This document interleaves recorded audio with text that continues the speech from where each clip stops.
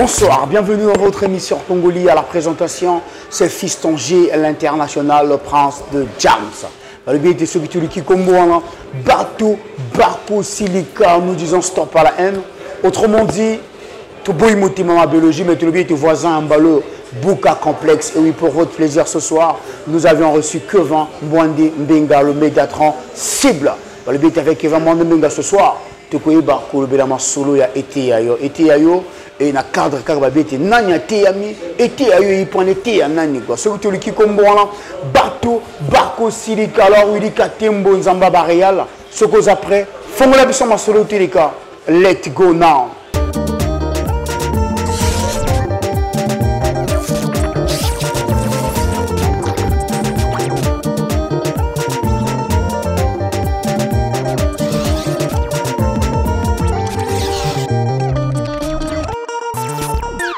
Comme il était annoncé au sommaire que ce soir, pour votre plaisir, Tebu Koyemba, Kevin Mwandi Mbenga, le maître à et oui, l'homme est là. Alors, Kevin Mwandi Mbenga, bonsoir. Bonsoir, Fiston G. Nini santé. Non, on a ça bien. Santé pépélé, hein? Ouais. Ok, Kevin Mwandi Mbenga, c'est pour nous un plaisir. Nous allons reprendre l'invitation à l'Abisso. Alors, est-ce que tu se présenter à les téléspectateurs à l'Abisso comme pour une première fois, tu as bien l'émission à l'Abisso Baïba? Nanyosa bien que ça monte se présenter. Non, non, ça Kevin Mwandi, artiste musicien congolais, chanteur, leader du groupe Patrouille des Stars, père de 4 enfants, né un certain 31 décembre 1973. Oui. Et voilà, et puis on a banni musique nangai Mwakala. Oui. Surtout si on a cause de la date professionnellement on a banni musique en 93, le 8 novembre 1993, musique professionnelle. Musique professionnelle. Voilà, avant de la musique après professionnellement on a banni la date. Et aujourd'hui je suis à la tête du groupe Patrouille des Stars. Ok. Alors que en tant au Bandi précisément en 93, au Bandi dans quel groupe exactement? Événement choc. Événement choc. Oui. Dans événement choc, tu as combien de Nzembo? Tu as mis combien de chansons là-bas? Événement choc, tu as Nzembo Moko, mais il m'a monté. Il m'a monté. Pourquoi? Mais parce que il y a des circonstances, il y a musique et après bon et après on a mais bah ningi dimati mais ayo mité. Non, tant que tout ça dans tout ça l'album. Après guerre iko kota na mboka. OK. Tant que guerre iko na mboka après le tozongi biso toki au sala Patrouille des Stars. Au sali Patrouille des Stars. Alors maintenant est-ce que de par l'historique de Koyeba, Kevin Patrouille des Stars ou le tourment au monde la Patrouille des Stars et ça la mandengini. Et seulement entre nous les jeunes, d'abord le président Thivo Pirouens, ou Azalaki, président fondateur. Oui, président Thivo que je salue en passant. Azalaki n'a pas d'instrument naïe. Oui. Alors, il y a là qui n'a pas frère le cola défunt frère le cola Rokito, Julien Antonio, Delco Bukari, Ferrer R5, Vivant Ngonga, Bandi Komsous, le cola vieux, le cola grand, le cola sexe. Bon, artiste et belé balako kutanaché, bako chauffer matériel. Bako chauffer matériel. Bateau bako chauffer matériel. Là, on va frère nangal wala Delco, ainsi de suite. Alors, le bango qui nous chauffer matériel, on va montrer que non et l'autre mongo yeso zanga. Chanteur, bon chanteur. OK. Alors, est-ce que il va contacter nga? Non, tout qui n'est pas biso kuna. Donc, Delco motaï comme on a eu pour proposons on intégrer groupe. Non, il y a là qui groupe T. Il y a du groupe l'unité. Donc, bateau qui n'est pas chauffer matériel. OK. Voilà. Donc, parfois, tu as biso pour chauffer comme matériel, tu as biso rien de tout, la voilà. Et voilà, c'est parti comme ça. Tant que biso qui nous chauffer matériel, V Saint-Patrick dans l'orchestre événement choc, là où c'est piloté, chasser biso dans le mouvement là-bas. Banane chasser Delco. Chasser Delco. Chasser Delco. Na Julien, après na Souka. Na Julien na Feriol. Chasser Julien. Va chasser biso. Oh, on a envie de voir tu comment on la groupe pour que le chauffer matériel. Non, ni l'orchestre, ni comme ça l'orchestre. Ah, alors après Patrouille des Stars, il y a beaucoup de monde. Patrouille des Stars, il y a beaucoup de monde. OK. Alors vous créez Patrouille des Stars. Album Manuel Bossé mis en quelle date? Juste en 98. 98, ouais. Au Bukanga Bichaka. Au Bukanga Bichaka, ça cartonné de partout, tout ça là, Kevin Mwandi. Maintenant, est-ce que réellement Kevin, Bon, il y a peu vraiment bon au but parce que ça cartonné. Non, mais la période, tu lis où tu lis la période. Ah, bon, il y a qui vont lire la période. Faut ce que lit même 1000 francs, le reconnaître. Il faut reconnaître, faut dire, mais milliardé, mais reconnaître qu'il y a quelque chose. Ok. C'est très important. Nous sommes à la vérité. Dans la période où tu lis qui tu lis même à la moquette, tu lis quelque chose. Surtout parce que question non, tu lis quelque chose. Mais donc, en ce temps-là, est-ce que vous avez s'organiser des bazar pour foutre bino ou bien il y a la Gabon, ceux qui ont bâtiment concert, vous là, bakabol bino ou bien ça se passait comment? Ah, comme je suis au Bossana, mais entre temps, il faut que la musique, il y a une réalité. La réalité, elle est que vous avez concert, vous faites bien. La réalité, la musique est là. Mais entre temps, c'est-à-dire, bandoulistes, il y a un beau entre temps, on était entretenu par un président. Un président fondateur, Tivo Pirouens. Parce que, tout le monde a dit, bon, voilà, tu as musique, mais entre temps, Nicolas, tout à l'heure, on va vivre. Mais il n'y a pas de frein. Oui, alors entretenir, à disposition d'artistes. Merci, président Pirouin Sassala. Ok. Parce qu'en entretenant, le cola va frère, le cola va bana, voilà. Il faut reconnaître les bienfaits. Ok, merci beaucoup. Là, je salue en passant le président Pirance. X-Tap à toi, mon grand. Merci beaucoup pour tout ce que tu as fait dans le groupe Obabengi Patrouille des Stars. Sans oublier le vrai, le CG, Christian Gaïko, le franco-canadien, l'homme à 4 nationalités. Nabo le PDG, Chris, Itoua, X-Tap. Alors que Van Bandemenga, tu crois un peu. Voilà qui n'a pas Patrouille des Stars. On va évoluer, mais c'est quand même intéressant. Voilà qui n'a pas Patrouille des Stars. Voyage na nous, voyage na yo. Na groupe, il y a master na patrouille, il y a des bosso, ou maki hors mboka, les allez quoi? Hors Congo. Hors Congo. Bon, avant de répondre à la question, tu sauter moi parce que faut pas que tant que le baka présent Tivo, faut que le baka na Denidé. Na Denidé qui était votre producteur. Parce que tant que yo parlez no bi kanga saka, il y a grâce à Denidé qui obi kanga saka bima. OK. Donc Denidé a eu un tapage, n'engue toi là qu'on frappé, là bas concert, bani. Alors les gars na termine ça, mais quand yo qui bien instrument ils ont bêta comment. Mon année no pas trop de stars. À ça les contact aïe, à contacter Bissou, à contacter président Pirouens et à l'équipe dans le studio il y a des Barcelona où déjà président Pirouens ça s'afoutaka tout dit aïe à Rosong ça là. Voilà. Donc après président Denidé, le vieux Denidé a Jubisson, Nino, donc voilà.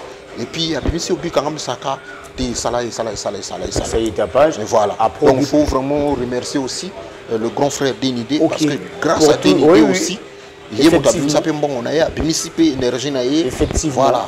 C'est quelqu'un que nous devons aussi féliciter et encourager parce que, et non seulement Bino, Denidé, il est propulsé à booster extra musique. Comme nous avons un studio qui produit un album. Alors, que va Mbandembenga? Oui, tu me poses une question là. Pas bosser le tapage, voyage à Noël Bosso au Kenya Kenboka. Au Cameroun. Voyage à Noël Bosso au Cameroun. Hors pays. Hors pays. Après Cameroun, Bokia.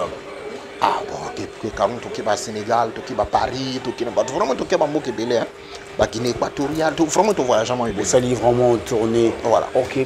Alors que va Mbandembenga? Tu as vu que voilà qui n'a pas Julien Antonio, vous étiez nombreux, n'a pas Delco. Mais après un moment, pouf, vous allez vraiment évoluer bien, c'était une fierté nationale. Mais après un moment, tu comprends, il n'était pas un groupe Epanzani. Master Benel. Nous, tu me un peu, qui était le premier à quitter le bateau? La patrouille des stars. Motel Bossa, moi, qui n'a pas il est là, n'a pas sous membre à patrouille, na Benel. Non, la plupart de mes frères Moussou Kitaka en groupe. En groupe, hein? Il y a aucun 3 ou 4 personnes. Ok. Et voilà. Et puis, on a après parce que avant, tu vas quitter un groupe. Il y a des bateaux qui sont à Paris. Tu vas quitter Paris. Voilà. Tu vas quitter Paris. Tu vas quitter Paris. La fille va quitter quelques chanteurs, animateurs, frère Moussou va quitter. Ah, ok. Donc, c'est comme ça. Alors, tu Zongi. Après, tu vas au Sénégal. Tu sali proclamation, lors de cette proclamation, lors de Zongi, quelques temps après, ok, c'est comme ça. Ok, maintenant que quand vous étiez ensemble, qui composait plus? Il y a qui est vraiment bon dans Delco, Parce que Bisso Mingi, tu as deux chansons. Deux chansons. Deux. Parce que nous, quand on a deux chansons. Ok. Delco Ponzera, tu as deux chansons, quelque chose comme ça. Oui. Ainsi, on va dire que Mingi, elle a bon. Ok, merci beaucoup, Kevin. On les a quand la mais ça ne veut pas dire que non, on peut pas composer, on va composer. Oui, mais c'est vrai, parmi des compositeurs, toujours d'autres qui composent un peu plus que Baninga. Et ça, toujours important, Bango, parce que ça, histoire, il y a musique en Boka Nabiso, puis histoire, il y a Patrouille des Stars. Xta Patois, on va le bien était le PDG Michel Mbungu, vrai patron. Xta Patois, sans oublier. Vraiment, on a profité, on a PDG Michel Mbungu, on a fait un photo, on a mis qu'il est partout dans le monde où il y a solo là. Ouais. Vrai PDG à solo. Vrai PDG. PDG Michel Mbungu, à part que PDG Ali humaniste. Ok. À Nasson, c'est à Naposa Kusunga Bande Konae, à Moka. Merci pour notre soutien PDG. Merci. Ok. Alors maintenant, que va Mbande Menga? À quel moment vous récupérez Patrouille des Stars? On a récupéré Patrouille des Stars et à la Gabiso Kala. On a récupéré, c'est comme si commission non on a master Benani bati qui ont la plan. Mais il y a l'idée qu'on a récupéré et qu'on a continué kaka. Yo c'est les gars continuer. Non, ça n'a continué. C'est comme si bon, il y a là qu'on a gâté au son non. Il y a là qu'on a depuis. Et là qu'on a bisou. Et là qu'on a bino. Mais le premier là qu'on a yo. Et là qu'on a bisou kaka. Ngani Mokambi. Il y a Mokambi. Ngani Mokambi. Ok. Alors maintenant que va nous demander tango ngana obenga un cadre de récupération. Tango récupérer ma solo. Récupération. Ok bon, tango tika na plan ya moko. Au Betis ko quel album?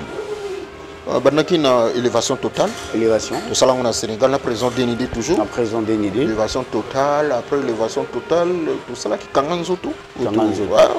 Élévation totale, on a double face, on a Congo Uni 2. Ouais, Congo Uni 2. Et kanganzo tu as là tonton partout. Tonton partout. Voilà, après. Bah ouais. On arrive là, tonton partout. Tonton partout. Que va Mbande Menga?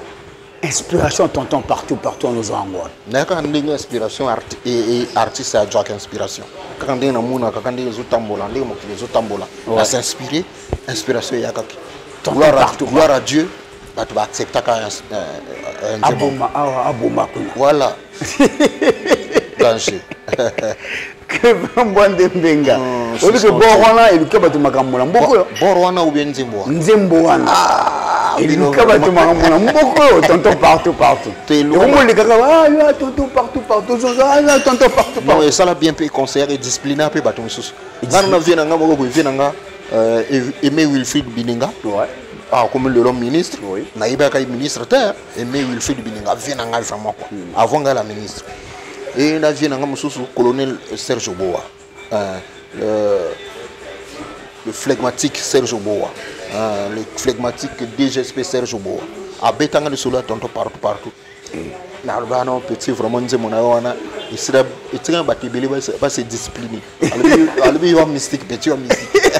Est-ce que vous pouvez sur moi capelle mon gars tonton partout? Tonton partout. Aboma kuna na elengi. Tonton yebisanga ku préféré na yo nani. Soleil o kanze halinga yeba gunayo. Olinga kanini pacheli la meto ayeba. Olinga kanini fiston je ayeba. Mikuse milaimi no mitani nyoso seya yo. Panda konyoso yo lingi se okota. Okoka koyo kate. Merci beaucoup Kevin. Merci Wanezalaki extrait et à tonton partout hein. Et ça Banzembo ça dit tapage na Brazzaville, tapage na Congo.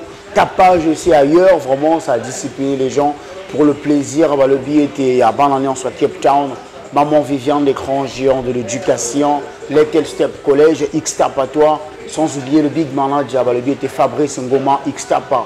Bon, le président Jos Monamanda, Dekasa, Boss Ndebeka, Pierre Vian, Darcy la Sorbonne, sans oublier le triple boss Kevin Makawuchi, Xtapa. Alors, Kevin Bandemenga, Tulongoliwana. Maintenant, qu'est-ce qui a fait que Yuzala a collaboré? Tu étais produit par Denidé. Qu'est-ce qui a fait qu'il y ait rupture entre Patrouille de Stars et des productions. Moi, je ne peux pas appeler ça rupture. Oui. Ça les caca. Entente caca. Entente. Toyokana caca. Bon. Grand frère, on a un projet. Oui. Projet à Deuxième Monde, album Deuxième Monde de Deuxième Matakara. Monde, ouais. Na mon équipe grand frère, on a bien écouté dans le studio. Il y a un projet.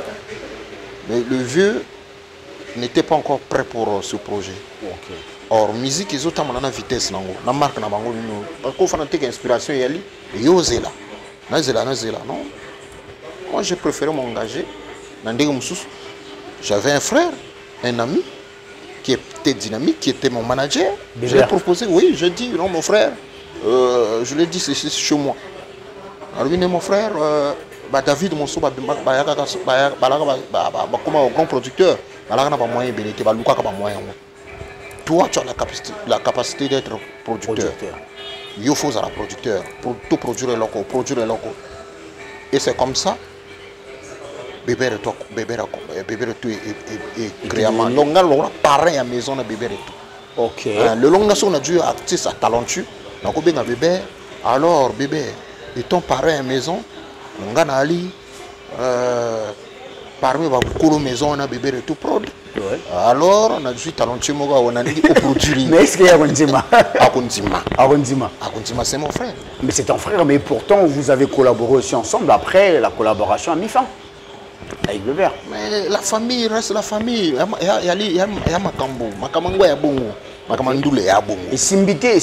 Non, il n'y a pas d'histoire qui est Simbité. Non. Et si maintenant on peut la deuxième monde, il y a Matakara, il y a Cartona. C'est comme on a tel le lot de succès. Et Simbité, non. Il y a les frères. Tout ça, le deuxième monde, tout ça, il y a produit caca. Après.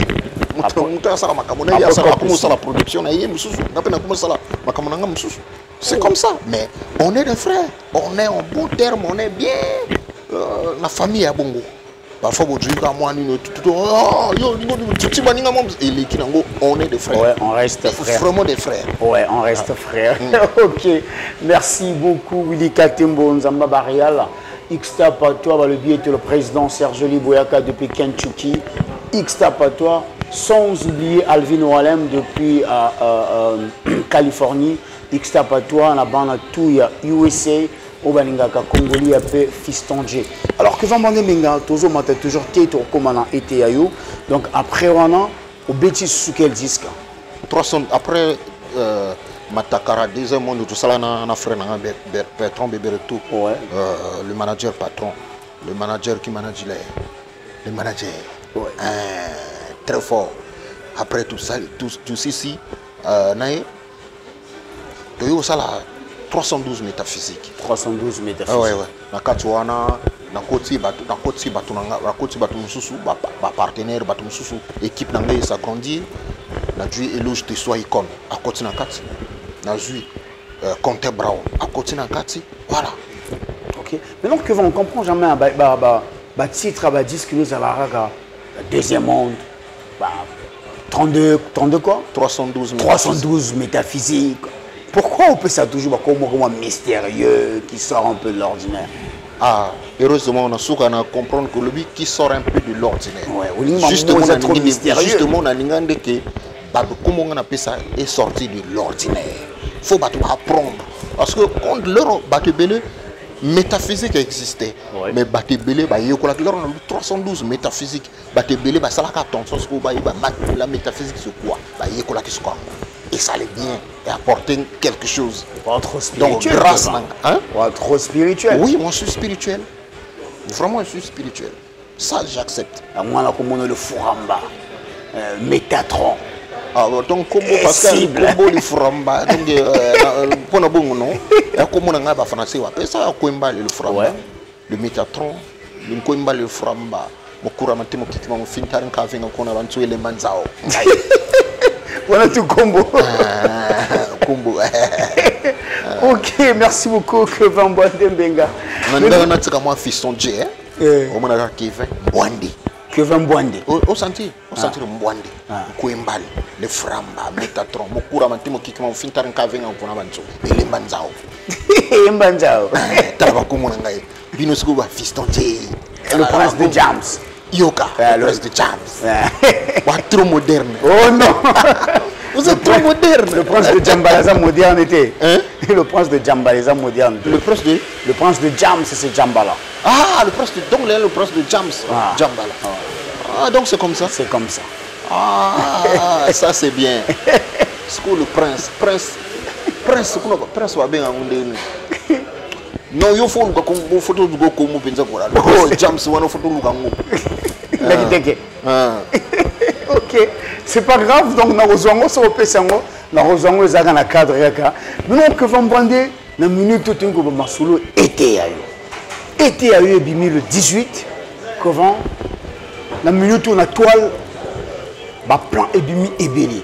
Nous avons un peu, pourquoi tu avais juste choisi cette date du 18 au moment où que l'artiste est belé, pourquoi le 18 pas avant ou décalé un jour ou 2 jours après? Non, quand on a discuté pour un artiste, et monsieur Soubalo comme ça, jour non, date n'a pas eu la non, de yoga qui n'a pas partenaire Primus. Non, à part Primus que tout ma camarade toi n'a pas fait que la ming ngai.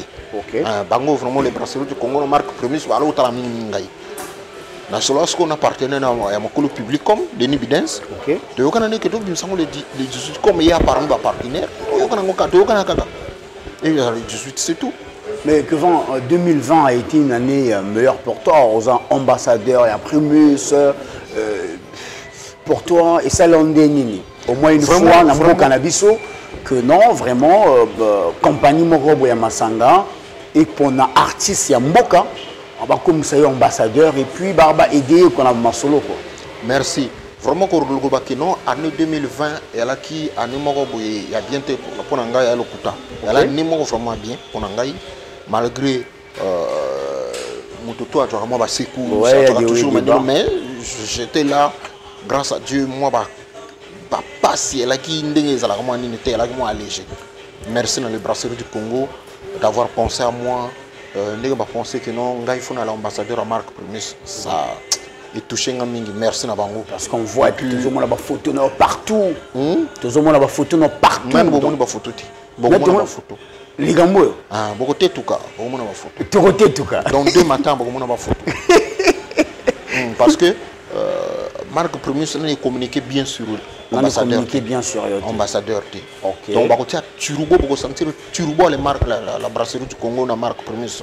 Parce que les leaders va bien, l'icône va bien, pour consommer. Sans mon trop. Alors que Vamane Menga, Eteyayo, c'est un maxi single. Un EP de 6 titres déjà. Ça comporte 6 titres. 6 titres. Niti Nini. Kiol de toi. Kiol de toi. Monsele Bende. Monsele Bende. Eteyayo Oteyami. Eteyayo Oteyami. Ok. Togome la Primus. Togome la Primus. Togome la Primus instru. Togome la Primus instru. Ah. Et Naleli. Naleli ali hommage à Salaki. Na Wane Pecho Zidane. Ah, pour na Wane Pecho. Ah ok, vraiment paix à son âme Wane Pecho. Alors que Van Bondé, quand Gozo Sala Boro était ailleurs, tu étais dans quel état d'esprit était ailleurs? État moko ya détermination. Détermination. Détermination. Pour prouver que tu existes toujours. Que je suis là. Que tu es là. Que Patrouille des Stars est toujours là. Ok. Toujours là. Toujours là. Ah oui. Pour défendre la musique congolaise. Pour défendre la musique congolaise. Ouais. Grand ambassadeur de la culture de mon pays. Toujours. Il faut toujours. Il faut toujours. Alors, Xtar Patois, mon ami perso, Fred Padonou, merci encore une fois de plus. La présence d'ailleurs, sans oublier BTB Balbier était mon capitaine, Oxpig, le runner, Bissotou Bateau, le DG Gilles Peter, Nabossanité Teddy Le Bohan, Webmaster, celui qui est comme moi, Bateau Bako Silika, Bongo Whitney, la Queen Kali, Vicky Mputu, Xtar Patois. Alors que Van Bondé, plein Ebimi, mais Ebimi Kaka en ligne. Ebimi Kaka? La ligne. C'est sorti sur les plateformes de téléchargement. Mais dans le physique, tout le monde, c'est d'été. Est-ce que vous ne pensez pas que cette politique-là, ils ont empêché que œuvre comme plus na catch national qu'à l'extérieur? Non, au contraire. Ce qui est sur le digital, ils ont partout. Parce que moi, j'ai des gens qui m'écrivent des États-Unis. wana journaliste monene aona semana yo contact na ngane États-Unis ba yika kapona pona makambo on comprend donc c'est un peu ça et puis ba CD mbala libosu ne vous en faites pas c'est des hommes na lubno na communiquer les brasseries du Congo la marque Promise va commander et bela ba CD OK et belé ba CD mbala libosu tant na bimisa album na ba commander ba CD bon to ba commander et bela ba CD OK donc ce que va dire que ba CD goyaka ils ont yaka yo fiston J okozwa invitation na yo oyaka point de presse et voilà.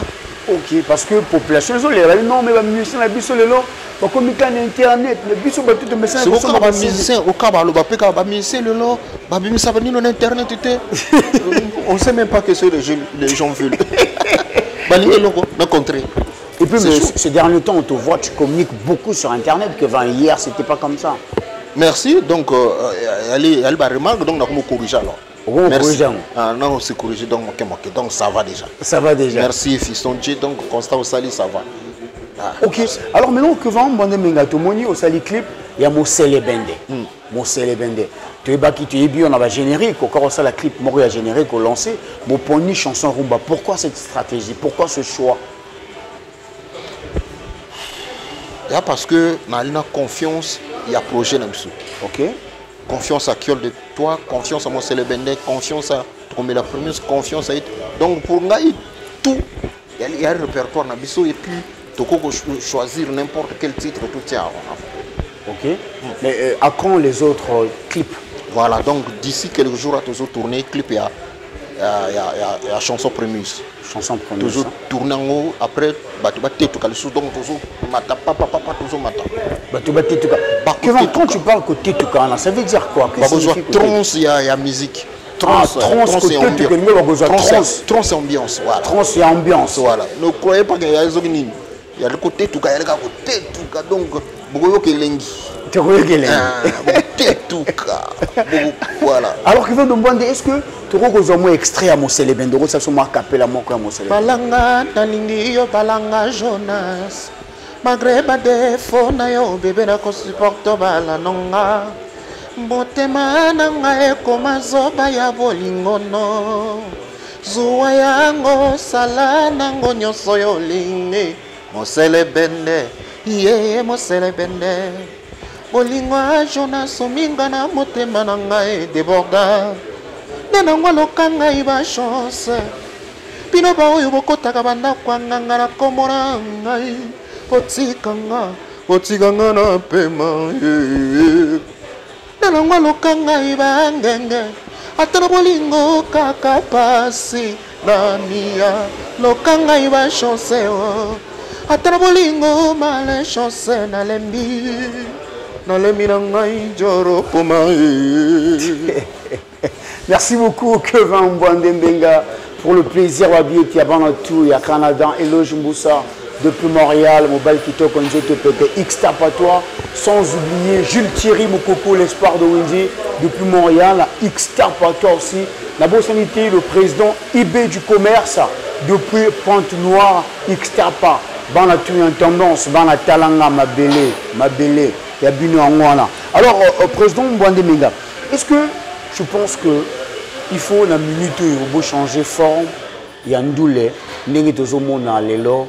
Ba petit na bino lokola ba Inonce Bi ba master na bino lokola ba Fali bazo salama ba mélange moko boy.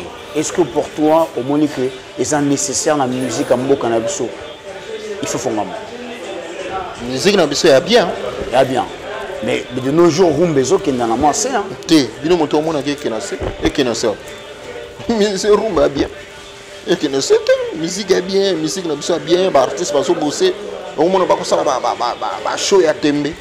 Hein, voilà, musique na biso bien, faut nous féliciter. Mais avec le peu de moyens, le peu de soutien. Ouais. On se bat comme ça, il faut nous féliciter. C'est pas facile hein. OK. Donc il y a facilité. Tu penses faire des featuring? Les featuring c'est oui. Au fond c'est-à-dire que Van a aimé par exemple na Koffi Olomide, que Van aimé na Fali, que Van aimé na peut-être tout fan, est-ce que tu penses faire un truc? Depuis que nous avons musicien, on n'a même pas Keva Imina Cosmos, Nazao. Voilà, par exemple. Ah oui, parce que le public ils ont besoin de featuring. Voilà, pour un beau fongolandoule. Parce que vous êtes trop conservateur. Ah mais nous vraiment on souhaite ça. Nous on souhaite ça. Que 20 featuring Roga. Soukana deal hein. Soukana business. Somme. Mais non, que va? Du temps aux hommes la musique en haut.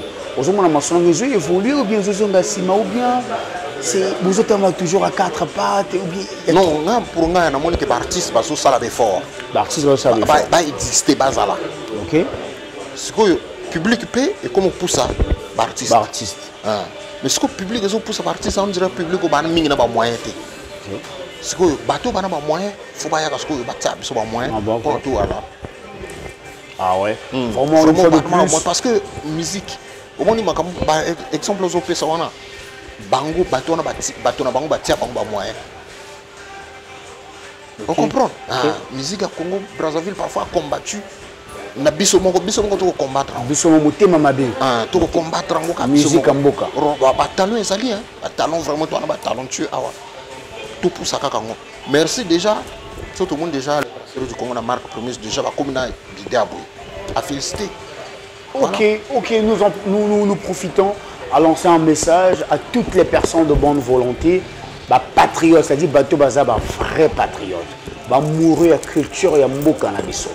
Bateau baza na moyen, métier malamu de mettre la main dans la pâte, faisant en sorte que culture na biso brille parce que babi était mboka à travers identité ya mboka et sa culture. Biso ja biso na mboka na biso, to la biso pe makasi na futite. Tu bête en l'absolu, mais tu as l'absolu, ma casse côté n'a pas côté mission na bon direct aux alaganabisoté. Moi côté de rose à la moi moi sapologie. Maintenant ndoulé. Mais ce que je sens des soutien quoi. Donc vraiment ceux qui motivent un moyen en jeu, c'est pas le talent qui manque. Ndenge que Van Bwanda le dit, c'est pas le talent qui manque. Et que ça l'a bien, et que ça l'a vraiment bien bâti, ça me semble qu'on va bien. Alors que Van Bwanda Menga, ceux qui l'est là, que Van Fandi, il y a des gens comme qu'on regretté qui n'ont ndoulé. Au fond de tant le monde a regretté que c'est quoi? On a regretté que le long ne fait pas, mais on dirait que nous allons perdre. Qui doit se perdre? Nous sommes perdre des gens. Ah, nous sommes perdre dans ma démarcation. Donc on comprend que non, vraiment, on dirait que la culture dans le Congo est en train de mais attends, fais pas, mais là qui vitrine. Il y a le Congo. Tout ça qui est le Congo, Bosso. Partout le monde entier va au Congo à travers FESPAM. Mais surtout du FESPAM, tout parmi les blocs, on a regretté à voir. Parmi les blocs. Maintenant, dans ta carrière, qu'est-ce que tu regrettes? Dans ma carrière, ce que je regrette. Le parcours, ouais. Non, peut-être pas regretter, mais pour oui. Envie ambition atteindre. Mais tu veux atteindre quoi, par exemple? Pour atteindre. Ouais. Ça c'est personnel. Parce que sur le bango, il y a les trucs, il y a ma camona. Ce que pour atteindre, et c'est ma camona, c'est un soutien, un moyen. Parce que le groupe a bien un moyen, on comprend que non, le gars là c'est un talentueux. Le groupe là, Patrouille des Stars, c'est un groupe vraiment. Il y a les grands groupes. Déjà là, il y a un grand groupe, mais on a sous la valeur. Il y a un moyen, on comprend. Personne moyen bateau va comprendre que non il y a moto il y a un bloc vraiment c'est un artiste et puis on représente Congo valablement parce que on a la musique on a la public on a la mélomane on a la mboka ouais parce que le c'est qui fait Mbwandé il est d'où du Congo Brazzaville je représente mon pays. Alors, il faut faire la musique, il faut faire convenablement, il faut faire plaisir dans le peuple congolais. Et il n'a pas continué dans la chef Nangaï. Voilà. Ok. Donc, si tu as un message à adresser à la musique, des musiciens congolais, qu'est-ce que tu peux leur dire? C'est que Nakolo Banabango, tous à la unis. Tout ce qui est Bouzoba, tout ce qui est loisir. Tout ce qui est loisir, toute distraction, tout travail. Donc, nous avons travaillé pour reconnaître que, pour reconnaître la valeur Yabaninga. Que non, celui-là, c'est un talentueux. C'est pas bien tout ça, il va bâton dans les roues. Or, dans le bâton dans les roues, il y a parfois à coucou même. Mboka quelque part. Mboka iboso. Tous à la unis. Et unité, on a fait ça, l'unité. Oui. Yo, on a besoin au lit à bien. Mais ça ne veut pas dire que non. Et ça fait plaisir de yo lit à bien. Au moins, on va souffrir. Ça l'a bien dit. Donc, tous à un esprit d'ensemble, esprit à Bolingo. Tout ce qui est Kuba, esprit à ce que je vois dans le monde musical congolais, je peux parler en général, pas artiste. Non artiste va aller autour na biso et comme pour na makabebele on a pas en internet ou quelque part on a bato bako finga na te na ba famille bako finga na te na ba défaut ya corps ba musuku ba créer ba page ka pona ko finga ka ba.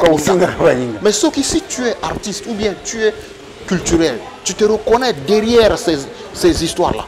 Mais il est temps de sortir na ba bêtise à bongo parce qu'on n'a pas besoin de ça pour faire avancer notre culture.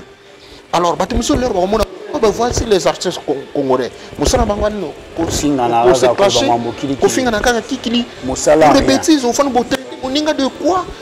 Moninga Boy, jusqu'à Bouloba, beaucoup de côtes sabatou, beaucoup de Nakata tête, n'a pas battu Bangoté. Hein? Niveau Kofinga au Batou Afrika Baninga, ça dérange. Parfois, je regrette, oh, on a même ici congolais. Quel niveau on fait mon ninga boy, c'est pas beau. Et là qu'on a vraiment un jour de temps fort. Ok. Alors que vraiment nous sommes arrivés. Parfois, non, c'est pas comme ça. Comment artiste mais non, mais et pourtant, il y a un orchestre, tu as tes producteurs, tu as tes managers, X pas en mais après, tu es venu boire la raté, tout le monde jalousie. Jalousie, on a supporté comme on a dit Moninga Ninoti. Ouais. Mabi. Mais Moninga son moi de basket et soyo. Non, comprenez, c'est compliqué. Surtout mon logo là et logo Nino.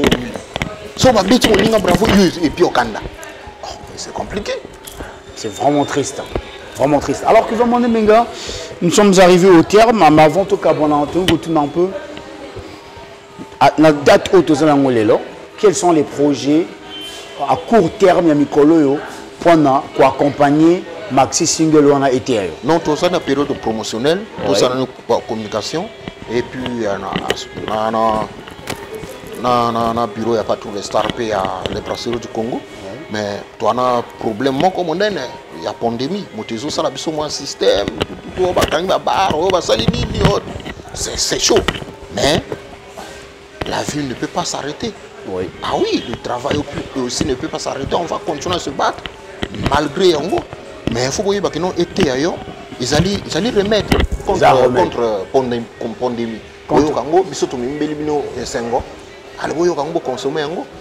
Soyez prêts. Vous avez invitation à Bino grâce à la marque Promus et les brasseries du Congo pour organiser point de presse et puis bon voilà. Okay. On a besoin de soutien à Bino. Merci beaucoup, vraiment, surtout pour l'Angabo Contenanga. Je serai toujours là parce que Michel, vous savez, pour booster culture, il y a un beau cannabiso parce que ce n'est pas un Gabonais ni un Camerounais qui viendra pour booster la culture en beau cannabiso. Ouais, donc je profite pour souhaiter joyeux Noël à tous les consommateurs de la marque Promus. Consommez toujours la marque Promus. C'est la bière de bière, leader à la bière, icône à la bière, bière et l'équipe à bière Nyonso. Joyeux Noël à tout le monde, joyeux Noël et bonne année au peuple congolais, au peuple du monde entier, à tous les artistes congolais et du monde entier. C'est le métatransible, le Furamba. Petangana ya Serge Boa, Petangana ya Henri Jacques Kienaka. Voilà quoi, on a appelé Simbote na colonel Henri Jacques Kienaka, colonel Serge Boa. Ok. On a appelé Simbote et puis on a bossé PDG Michel Mbongo. hein, Pedro Biranda, Petit Jésus. Bambote Nabino, Nabo Sanité, Jonas Ominga, La Porte du Paradis, Monsieur Mosele Bende. Monsieur Mosele Bende, Jonas Ominga, Roland Hugué, Yamaturine, Roland Hugué, Yamaturine, Nabo Sanité, Elvis Castan, le DG Gaziano. Ok, merci beaucoup. Chernik Matama, Ghislain Chikaya, William Makango. Na Pesimbote na secrétaire général Octave Minyama, Eloge Tessoa Icon, Mwana Panam, Christian Ingani. Voilà quoi. Il y a mission tout, il n'y a pas trop de stars. Bonne année, joyeux Noël à tout le monde. Merci beaucoup. Nous sommes arrivés au terme de votre mais nous ne pouvons pas se terminer sans remercier toute cette grande équipe, notamment Mikato Mouamé à l'arrière, Riche Andoni, le caméraman sous-marin, la continuité Ursula, Andrés, la fille la plus pénasse, mais et puis par là, on a eu aussi la joyeux Noël, on a la femme partout, l'émission congolaise de partout, on va dire la fiscalité, on va dire la pollution congolaise, joyeux Noël. Vous avez vu, là, je salue en passant dans le livre le président Judas Ambele Niku Béni-Dieu, X-Tapatoire, son dernier ministre d'État, le chef du gouvernement en Pandi, Jessie Nkuyu, X-Tapatoire, il a piqué que vous s'en va se dire que parmi les forts, oui, celui-là il est fort. Il est fort. Serge Kachini. X-Tapatoire. Celui qui dit comme moi, Bateau Silicabon, mon sponsor officiel. Sponsor officiel. Lui qui maman chez Babache. Karim Ekoumi. Grande puissance X-Tapatoire. Avec son idée, le PDG Joe Dacosta, la main de Feza, depuis Panama, il a organisé ma fête. Et ça, la mariage, on a un Facebook tapé la main de Feza. Contactez vraiment, alors ça va bien, on bien et possible. Celui qui comprend, Bateau, si le travail, papa n'a dit papa monté maman, papa n'a pas dit papa n'a dit Jean-Denis Kokemba, Moranzamé, et M.